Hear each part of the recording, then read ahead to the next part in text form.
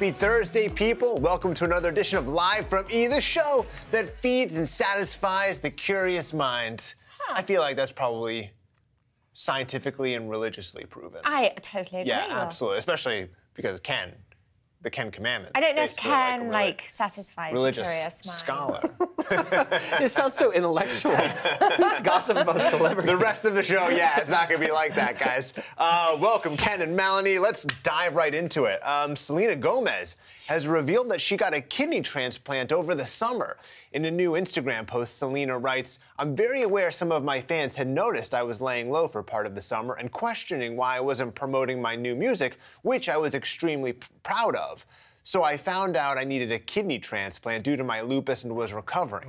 It was what I needed to do for my overall health." Selena goes on to reveal that her best friend, Francia Risa, was the donor, adding, "She gave me the ultimate gift and sacrifice by donating her kidney to me. I am incredibly blessed. I love you so much, sis."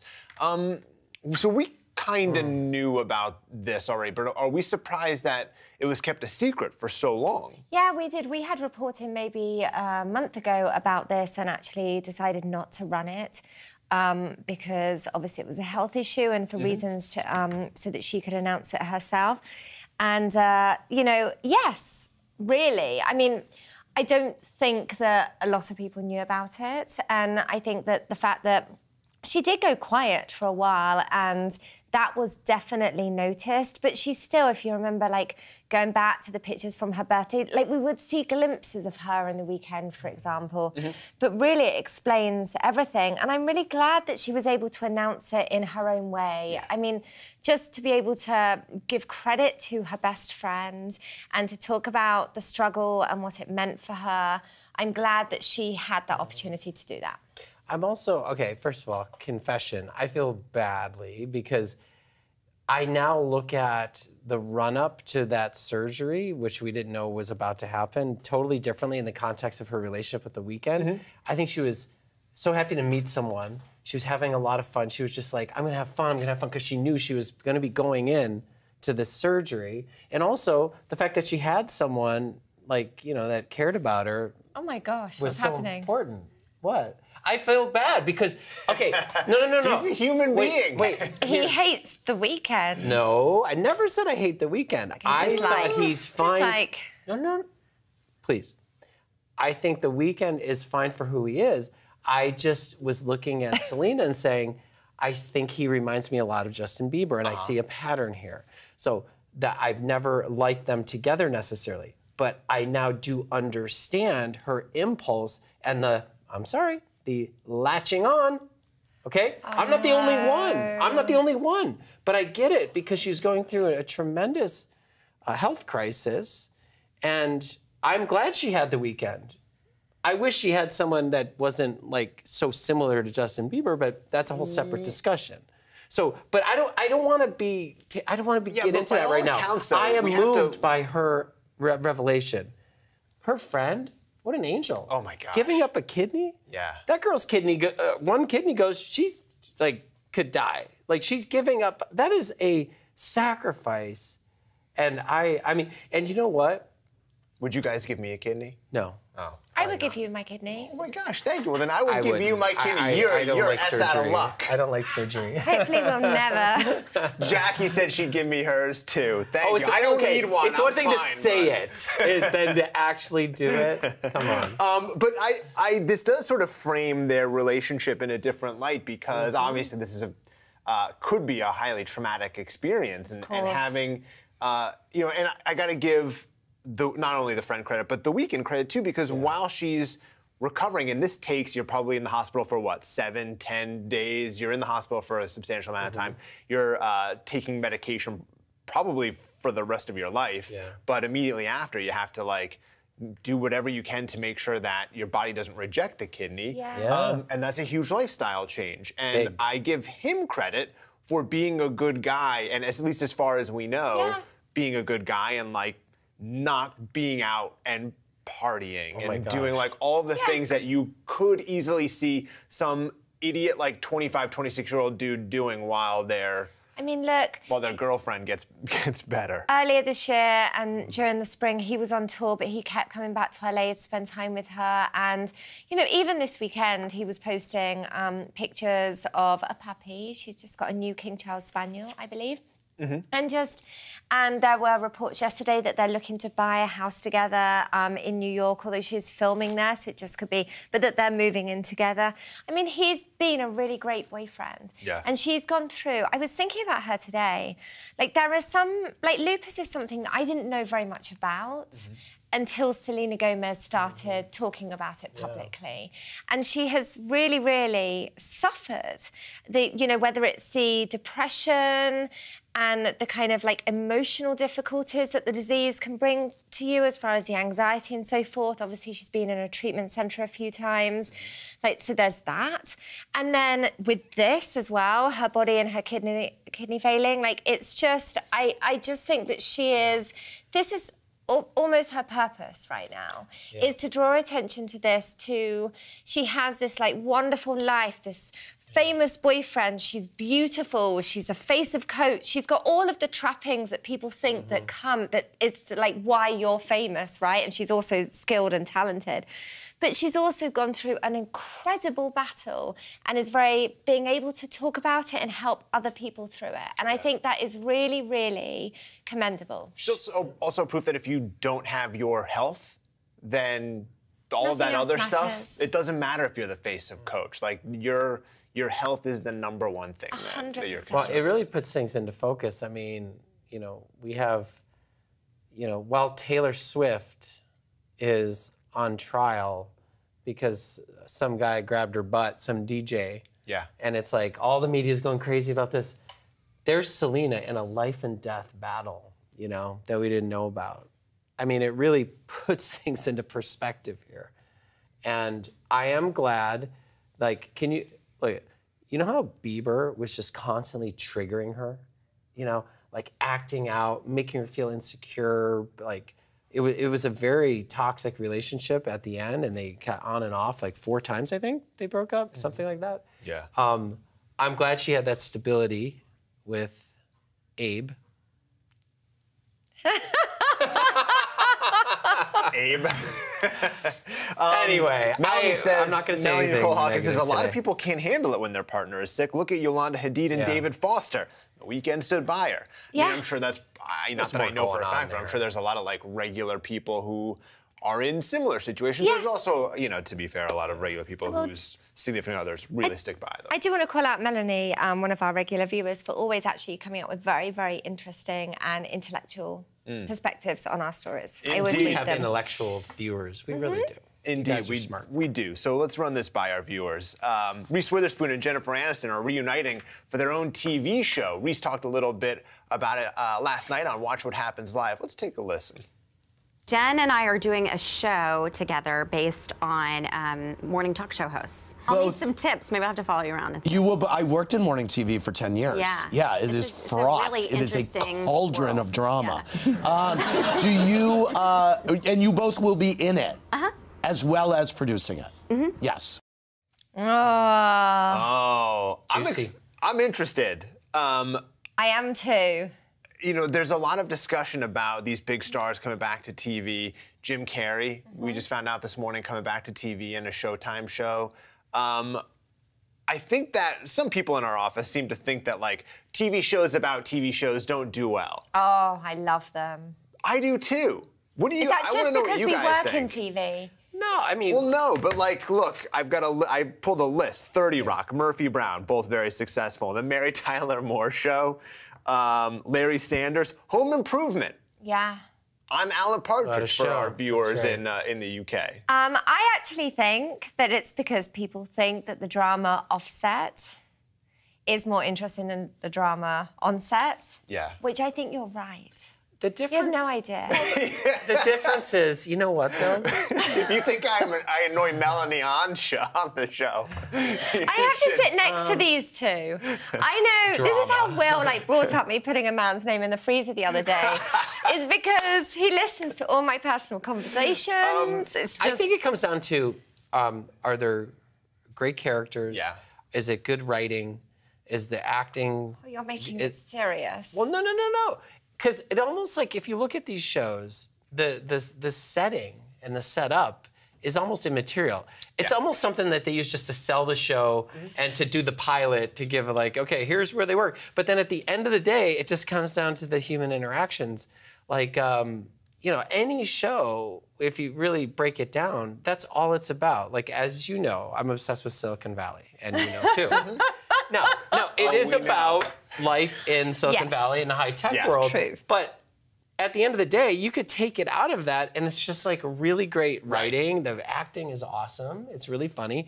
So the setting almost doesn't matter. I think sometimes the writers and the producers of these shows, because they're so close to it, that they get too caught up in the setting of it, because it is a glamorous, interesting setting. So it takes away from the story and the character, the setting. And also, TV shows are about divas and egos and big heads, and not naming any names, but somebody at this table Jason could not Kennedy, get into makeup. He is not this here morning. right now to defend himself. somebody couldn't get into the makeup chair this morning. I nearly flipped a table over. That's all I'm going to say. Oh my gosh. But you're right. It is like, if you kind of like kiss the edge of authenticity on these shows, it's great. But if you get mired down in like the details of like, oh, you got to hit Control P in iNews to do the thing, you're like, oh, nobody cares about that it's stuff. just going to be. It's going to be about divas and dramas and airtime. And guys, just so you know as well, is that Will is the least diva-ish person, I would say. We're not saying he's not a diva. We're just saying he's the least because they know what hell waits for them if they say otherwise. So I'm excited. It looks like people are really excited about it. Thomas says, I really like Reese as an actress, and but as a writer-producer, I don't know. Although Big Little Lies was really, really great. She's really successful. She has Jim Toth as a husband as well. Like, she's got at her disposal the best possible people in the business. It'll be brilliant. I think Jennifer Aniston as well has, in fact, both of them have such a great sense of comedic timing that these two are going to be the two on-screen talents for the show that will be fighting it out for airtime. It's going to be hilarious. I was just reading through comments, and people have profound love of Reese Witherspoon right now. I think she was always kind of that fun, sassy girl next door thing, but now with Big Little Lies and all that stuff, like, I think she's having a moment. She's doing great. And her Draper James brand, it's actually working pretty well. I love how she's come out of her bubble and she's really modernized her celebrity. Like, she wasn't on social media. She was a slow adopter. She was part of that old school. She had all these like old school, no offense guys, you know who you are, publicists and stuff, like this like real traditional thing. And it took her a while. And now she's being super real. She's super comfortable with herself. I think she's killing it. I want to see this succeed. I think, you know, that is a ripe territory. The Today Show and all the drama. And GMA. How long Morning do we talk Joe about just freaking now? Live with Kelly? Yeah. Oh, yeah. There you go. If you can't make drama out of that, then you've got no business in this business. Yeah. I'm excited for it, and And GMA, we have it TV is just like the place to be these days. Speaking of TV, it is no secret that TV on the web, on Facebook. Well, Live. yeah. Somebody should dramatize this show. Can you imagine? Oh, what? Hey. It's no secret that talk show host Wendy Williams has a history of stirring up controversy with her off-color comments about celebrities. Now, though, she's the target after these bikini pics of her on vacay surfaced. The pics attracted a bunch of body-shaming comments, but when rapper T.I. reposted the pics, he wrote this instead, saying, I'm not going to do the obvious and fire her ass up. Nope, I'm going to be respectful because regardless of her flaws, she's still an independent black businesswoman that's had to fight her way through life to get where she is, just like the people she judges daily. Let's see if the power of mercy moves her heart not to be so malicious and vindictive in the future when she's speaking on the lives of other strangers when they're going through their own personal tough times. That's my approach. Let's see. So Wendy responded by saying, if you're going to live in a glass house, I'll see you Monday. And oh, yes, I will talk about my beach body. P.S. I never go in the water without a few flotation devices. That's funny. I guess WSWD, what should Wendy Williams do? What should Wendy do? I love that I mean, look, I I'm a fan of Wendy Williams because she does speak her truth. Now, part of that is that she can be... Her truth is really bitchy. She can be super nasty. But at the end of the day, I do have a respect for her authenticity in a TV. We were talking about TV talk show, morning show. In a TV talk show world of cheesiness and like, oh, who's on? Like, I don't even know who's on The View anymore. Like Whoopi and like all these randos. Like, I mean, and they kind of seem interchangeable. It's like I just love that she. Yeah, I respect her path too. Actually, radio, and she's been very open. She's not one of these people who doesn't pretend that she hasn't had a huge amount of work done. She's been very open about it. And what those pictures reveal, those pictures are that you can see the work for itself. I'm gonna be super interested to see what she says, and I almost know what she's gonna say. She's gonna say, hey, this is the best I got. Take it or leave it, You can criticize me. I don't think it's gonna change her in any way. And by the way, she does get a lot of criticism for being negative and all that stuff, but I also see her cheerlead a lot of people too. And like she stands up for underdogs and people. So there's I know I'm sounding like, I used to watch her show like every morning. Hey. Yeah, so like I kind of know too much. She gets a lot of attention for when she really takes down people and she can be really nasty, but she also has this other side too. But anyway. See, I don't like her at all, and because I think that she's bitchy for headline's sake. And that's really who she is, though. Yeah, I mean, for 25 years in the public eye, she's been that personality. I do think she's bitchy. Really bitchy. I've just always found her to be quite offensive. But I also don't agree with T.I. in the saying I'm gonna be respectful. Is it respectful really to repost the pictures? No, it's like it's like saying like I could go in on you, but I'm not going. Yeah, but I'm still posting the pic. It is, and so it's just kind of two wrongs don't make a right. And I think there was another way to get that message across. But I don't feel sorry for Wendy. But I don't necessarily think T.I.'s way of going about it is right. And yeah, she'll say something, but I know what she's going to do too. She'll be like, look, here is my cellulite. Like, here it is. Like, look at it. T.I., look at it. Like, that's what she's going to do. Yeah. But and then he'll write something back and it'll just become a thing, and I don't care. Well, as a man, I think, T.I. has to be really careful. I'm a fan of his. I think it's great work and everything. But, like, you're going to get into the game of, like, reposting unflattering bikini photos of women. Yeah. You're stepping into an absolute hornet's nest, okay? You're entitled to your opinion. She certainly makes herself very vulnerable to attack because of her media personality position and her posture. But I think he's got to be super careful, which is why he was. But still, he's doing it in that passive-aggressive way, or not so passive-aggressive. Yeah. Just regular aggressive. Yeah. Just like standard classic aggressive. Exactly. Just aggressive. He's kind of like lowering himself into that area of like he's gonna compete in the same realm that she does. I don't necessarily think that's the best move. Oh God. I mean, it's like, are we really still going after each other's bodies? That's ridiculous. Yeah. I thought we were past this. Will. That tattoo, however, not the greatest. Like, a body is who you are, but a tattoo is a decision that you had to make. I'm all right going in on that. She made it to cover a scar. Oh, she did? Yeah. Are you serious? I'm serious. Oh, then I feel bad. I'm serious. Then I feel bad. I read that. Oh, I'm being told it's a tummy tuck scar. All right, well, I don't really feel that bad anymore. Yeah, it's somewhere in the middle. It's just none of it's right. The criticism on either side is not right. People make terrible decisions when it comes to tattoos. I don't know. I think that there is bitchiness and there's being authentic and there's being... Like, I do think we definitely walk the fine line sometimes between that we can, like, we have a cynical approach in the way we look at stories. We can be bitchy about people, absolutely. We can wake up and get out of bed on the wrong side sometimes. But I don't think we're malicious and nasty, and we don't attack for the sake of attacking. Right. And I think that Wendy does sometimes. Yeah. Well, we'll see what happens. I don't feel that awkward. No, you shouldn't. I don't. Somebody just wrote in, Will feels awkward now. No, not really. Nah. Earlier this week, this is kind of interesting, guys. Yeah. James Woods ignited a Twitter feud when he made some comments about a new movie called Call Me By Your Name, which features a 24-year-old gay man in a relationship with a 17-year-old boyfriend. James tweeted, as they quietly chip away the last barriers of decency, #NAMBLA, which stands for the pedophile advocacy organization called North American Man-Boy Love Association.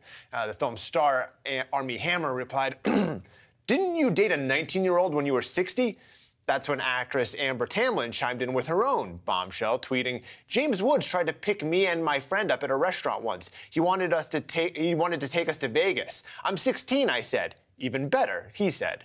But James said that never happened, and now Amber has penned a scathing letter in Teen Vogue detailing her account of that night. She also reveals her opinion of James in hopes that this whole thing will lead him to change his opinion.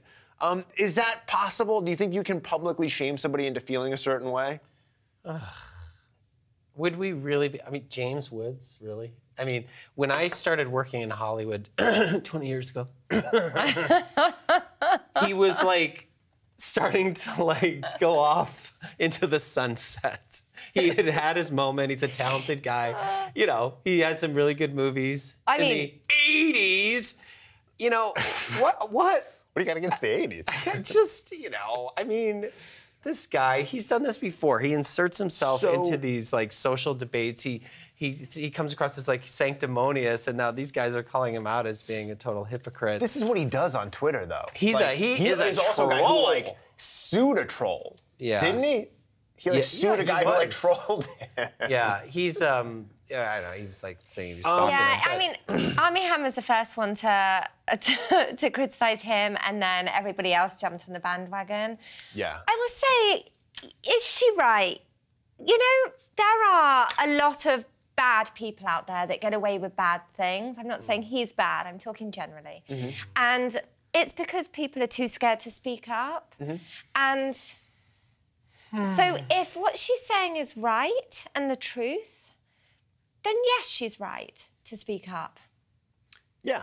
Because any normal girl, if what she's saying is correct, and if this has happened to other women in relation to him, and I know he dated a 19-year-old, but I'm talking about 16-year-old underage women, then they don't have the voice to speak up. Yeah. So if somebody who is in the public eye can speak up and say, actually, what you did was inappropriate, then yes, she should do it. Yeah. I agree. Especially when he's the one that began the conversation by saying something's inappropriate. Yes, yeah. By commenting on this, film, totally. Which has its own point of view. Which is about a gay relationship. Yes, exactly. And I believe it's like trying to draw attention to the what is it called? The age of consent in gay relationships. Yeah. So it's kind of odd, because I just said that when I just said that T.I. should not, like, two wrongs don't make a right. But also, if something is really wrong, it should be exposed. And we live in this age of transparency now. I'm sorry, but if you've done something bad, it's going to come out.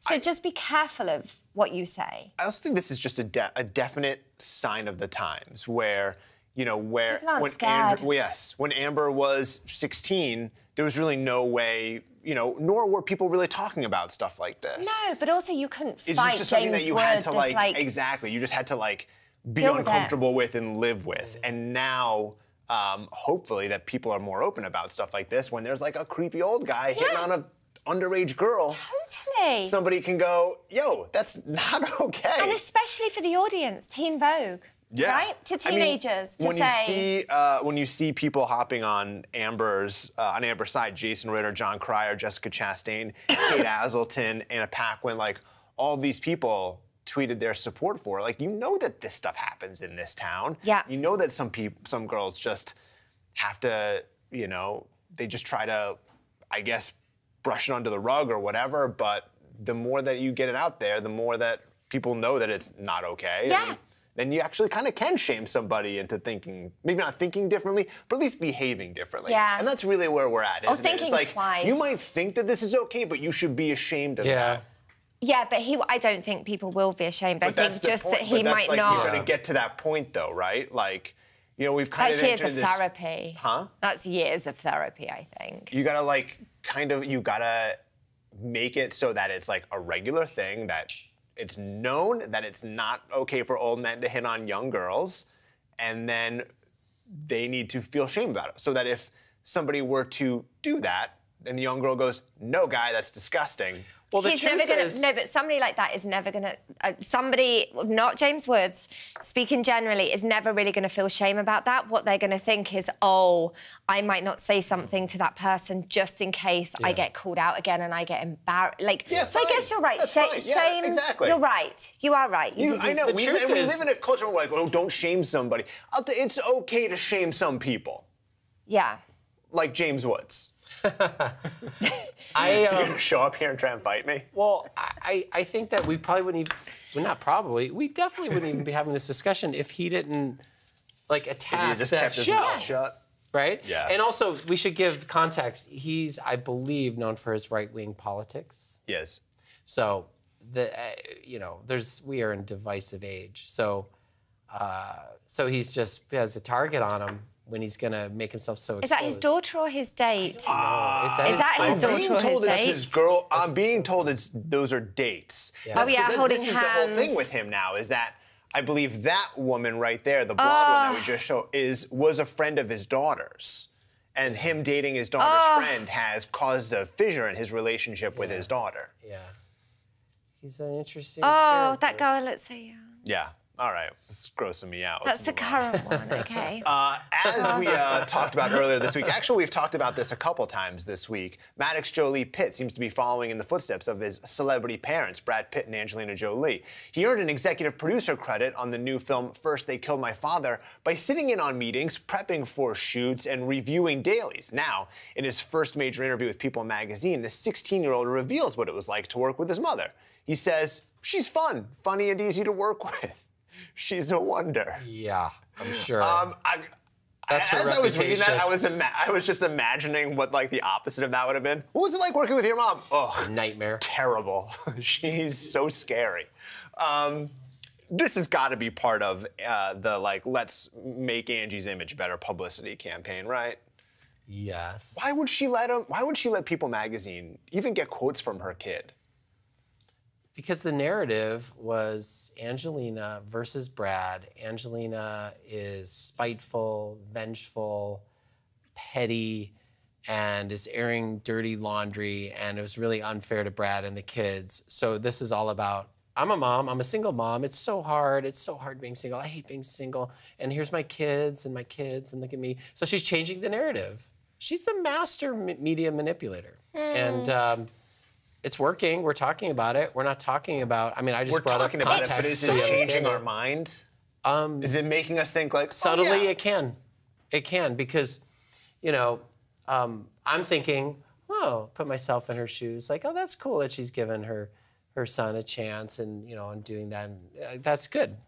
It cool. works. There. It is That cool is good. that she's It's giving It's a him different chance narrative. She's to get involved. I've written a long form. It should be posting around about now, I think, actually, about her today. But here's what just occurred to me maybe half an hour ago, is that, yes, she can't control when the Toronto Film Festival is going to take place. I get that. But today is the 1-year anniversary of what happened on that plane. It's September the 14th. To the day, the plane argument. That should be a national holiday. Yes, that's right. You know what? I'm making it one. The death of Brangelina. After this. That private jet incident happened September 14th. She's very, very, very clever. Angelina knows the media industry like nobody else. She knew. This is how we work editorially, guys. We like know when it's a year anniversary, the 5-year anniversary, the 10-year anniversary of whatever it is. She knew that this week would be all about the death of Brangelina. And yet this week has been New York Times interview, People magazine interview, doing the red carpet with her kids. Like, she's taken all the headlines that she knew she'd get anyway and tried to divert the attention. Is it? I don't know that I agree with that, because I think that there may have been one mention of it. There might have been like you might have gotten one day of press out of like, It's the 1-year anniversary of the split. Really? But because... It's been in every single article I've read, including my article that, again, is about to go up. Because she's got this film coming out. Right? No, because it's a 1-year anniversary. I don't buy that for a second. You mentioned the anniversary. You mentioned the anniversary because she's in the press all this week and last week. Absolutely not, Will. But this just that your article, one article. No, we've been talking about this for 3 days now. Yes, yes. But this is how our editorial calendar works. We're not doing editorial calendars just according to when films are coming out. We're doing editorial calendars that are about, 10 years to when Britney shaved her head and whatever, 5 years to when actually Reese Witherspoon was arrested for the DUI. So you get one thing out of it. So you get one. So we get. But that's what people. It's a scandal that people. It's the breakups and makeups and love, whatever. This is when Harry and Meghan, their 1-year anniversary. This is how half of our news is made. I understand that, but I would argue that the reason that everybody's talking about the split is less to do with the 1-year anniversary and more with the fact that she's just in the press all this week. But she knows what I'm saying. Yes. She knows that people were going to be reporting on this anyway and going to be whether it's op-eds, whatever it is, we're going to be doing it. How are they doing now? Because instead of getting one op-ed from an outlet or other outlets, you're now getting 4 days, 4 consistent days of people talking about Four consistent days of being given the opportunity to change the narrative by putting Maddox up for an interview, by having the New York Times, the beginning of the New York Times article, all about the kids coming in and wanting her attention. You've got Shiloh on the red carpet when somebody says, "What's Angelina like?" And Shiloh turns around and says, "I love my mom." We're going to stop debating the conversation of how our business gets done because we don't have that much time left. But my point on this is that this just opens him up to become a public figure. He was public before, but having him comment to people he's the executive producer on a film. He's participating in the process. Yeah, but that's just a title. But he wants to be in the film industry. She's spoken about that. Yeah, but there's a difference between being a producer in a film and being in People magazine. So People magazine doesn't interview a bunch of... We've been told to move on, but I just need to doesn't interview a bunch of executive producers. What? Right? Okay. Someone's Ken, get some popcorn. Okay, question though. So, who are you saying it's Maddox's fault for being interviewed, or Angelina's fault for allowing him to be interviewed? Okay. Yeah. But here's the executive producer. If he said to his mum, "I want to be given some credit for this because this is my future career," yeah, should she have said no? I have no opinion on this. I'm just asking. Yeah. Here's the problem. I don't want you giving quotes to People magazine about this, is what she should have said. Or no, People magazine, don't go to my kid. But it makes her look good. Not really, though. Can we give Jennifer Pickering the last word? Sure. Jennifer Pickering says, poor Angelina. She should have never bashed Brad Pitt publicly. Keep as much as you can private for the sake of your kids. Can I just say about my long form one last time, my headline? Oh, yeah, I'm sorry. I wasn't trying to discount your long form. My headline is all about how a year after the Brangelina split, we still think negatively about Angelina. Yeah. And it's asking why. And it has an answer for you. Jennifer Pickering. Yeah. Everything? Jennifer Pickering. It's a very short read. It's not. It actually sticks up for Angelina. Why? All right, I don't know. Read What's happening here? I will. I'm just... Before we go, friends, here's what's coming up tonight at 7 and 11 on E! News.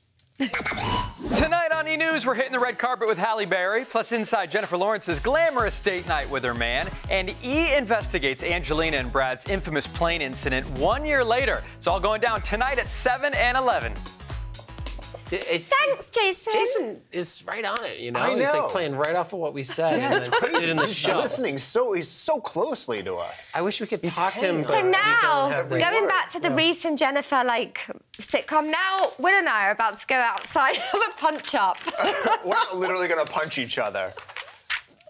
Just so everyone knows. All right, guys, tomorrow's a predominantly Emmys-focused show. We're going to break down everything. We're going to have Kristen Dos Santos in here, I think. And we're going to handicap your ballot for you. All right. Thank you, everybody. Don't forget, if you missed any part of the live stream, you can circle back on Facebook and rewatch it. Also, tonight on the network side, everything that Jason just said. It's at 7 and 11. It's called E! News. Get with it. All right. We'll see you guys tomorrow.